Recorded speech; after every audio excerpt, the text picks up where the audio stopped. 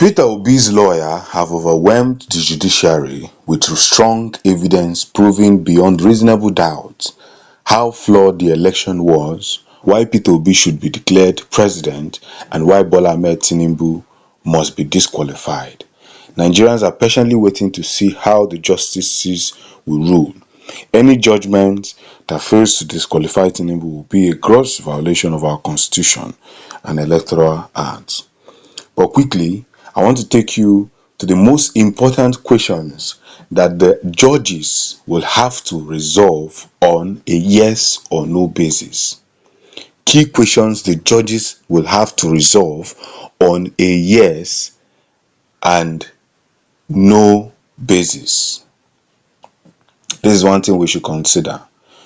Whether forfeiture is same as fine, that is number one. Number two, if forfeiture is a fine, whether Tinubu was liable to that fine for dishonesty.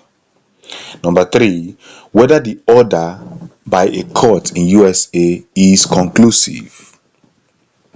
Whether the order by a court in USA is what? Conclusive. Number four, whether the said fine contravenes section 137 subsection 1D of the Constitution of Nigeria. Number five, whether the said fine would be considered under section 137 subsection 1E of the Constitution of Nigeria. Number six, whether Shettima knowingly allowed himself to be nominated as a candidate for the office of Vice President and Senate at the same time. Number seven, whether upon the resignation of Masari as the Vice President for Tinubu and APC failed to nominate and forward to INEC a replacement within the 14 days period. Number eight, whether Peter Obi is a member and was validly sponsored by Labour Party as presidential candidate. Number nine, whether the Electoral Act and INEC regulation made it mandatory the transmission of results on Form EC8A onto the IREV and collation system at the polling units. Number 10, collation at the ward level can proceed without ascertaining the accreditation number of the hard copy of the EC or Form EC8 with the accreditation displayed on physical beavers machine. Let's repeat number 10 again. Number 10, whether collation at the ward level can proceed without ascertaining the accreditation number of the hard copy of Form EC8A with the accreditation displayed on physical beavers machine. Number 11, whether collation at the ward level can proceed without ascertaining the votes scored by political parties on the hard copy Form EC8A with that in the uploaded copy of EC8A on the IREV. Number 12, whether the INEC hard copy result on Form EC8A must be a mirror copy of the Form EC8A scanned by beavers and uploaded onto the IREV.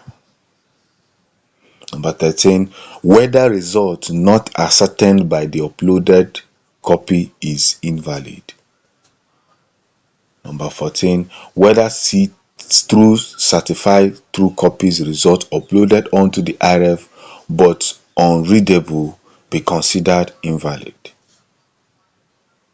Number 15, whether certified through copies original result sheets that are unreadable be considered invalid. Number 16, whether INEC is at liberty to upload unverified or unreliable results onto the IREV to be viewed by the Nigerian public. Number 17, whether invalid result be cancelled according to section 51 subsection 2 of the Electoral Act. Number 18, whether there are polling units where overvoting occurred. Okay. Number 19, whether the combined failure to upload results from the polling unit, unreadable Form EC8A results and instances of overvoting be adjudged as substantial non-compliance with the Electoral Act. Number 20, whether the combined effect of instances of overvoting and unreadable result would have probably brought about a different outcome of the election. Number 21, whether INEC knowingly neglected to upload the results at the polling unit. Number 22, whether INEC knowingly neglected to ascertain the political party's results with the result upload onto the IRF during the collation process.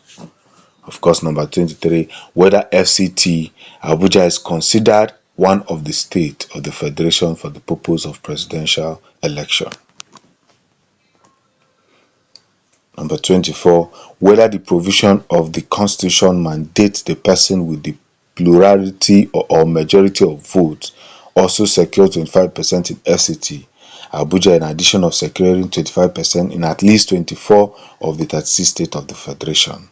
These are the questions that is left for those who are the judges to consider before passing their judgment. Of course, we are waiting for the judgment to be passed on very soon, at least probably next week or next 2 weeks. We'll be waiting for the final judgment because both parties, both the respondents and the petitioners have finalized all their written addresses, and we are now waiting for them to finish this very thing. But I want to quickly touch on INEC Tinubu APC lawyers claim that the Federal High Court order allowed INEC to use any means it chooses to transmit results. Now, INEC has been claiming that the Federal High Court has given INEC the order to transmit the result in any means they choose. But let's correct this using about how many points? We're going to be using 8 points. First of all, let me give credit to Teddy Ezike. He has been a very good journalist so far.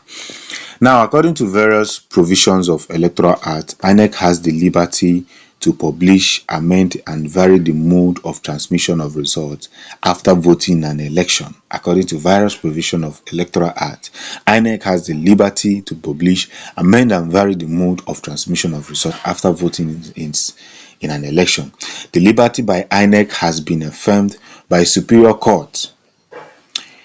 INEC is in compliance with the law deed brought to the 2023 general election, published and gazetted regulation and guidelines for the conduct of election. INEC also published manual for the conduct of 2023 election. Listen attentively. Note that till date, INEC have not updated or amended or varied the published regulations and guidelines or manual for 2023 election. Above proved clearly that INEC refused to abide by its own regulation and guidelines in conduct of presidential election by refusing to transmit the election result from the polling unit. So even though the Federal High Court has given them access to upload the result in their own wish or to transmit the result the way they choose, there is still something that the court is going to stand against them. Thereby, in the INEC guidelines, they provided that they are going to, it is compulsory, they said it themselves, nobody forced them. They said it themselves that they are going to transmit the result from the polling unit, and they have not changed that law. So coming to tell the court that INEC have the right to transmit the result the way they choose, they are now failing it. They are now failing it. They are not abiding by their own guidelines. The courts are right that INEC has wide powers to set the rules on how the election should be conducted. The courts are equally right that INEC are at liberty to change the rules prior to the election. It would have been wrong, therefore, for the court to tie INEC's hand in amending its rules before any election. So, listen again. It would have been wrong, therefore, for the court to tie INEC's hand in amending its rules before the election. So, even though that the INEC wants to change their rule, they have to change it before the election, not after the election. So, what the court implied, and rightly so, is that during the election, INEC must follow its already published rules strictly. Strictly. But INEC did not follow their own rules. So them coming out to say that they have the right to you see, there's this adage that says your right can be taken away from you if you don't know it. That is why they don't teach it in school. Because it can be taken away from you if you don't know it. That's the fastest way of taking your right. So INEC must follow its already published rule. Nobody is forcing them. Nobody made the rule for them. It was them that brought the rule and said that yes, they're going to do it like this. Let's be guided. Thanks for supporting the Future News. Please subscribe, share, and like. Peace. Set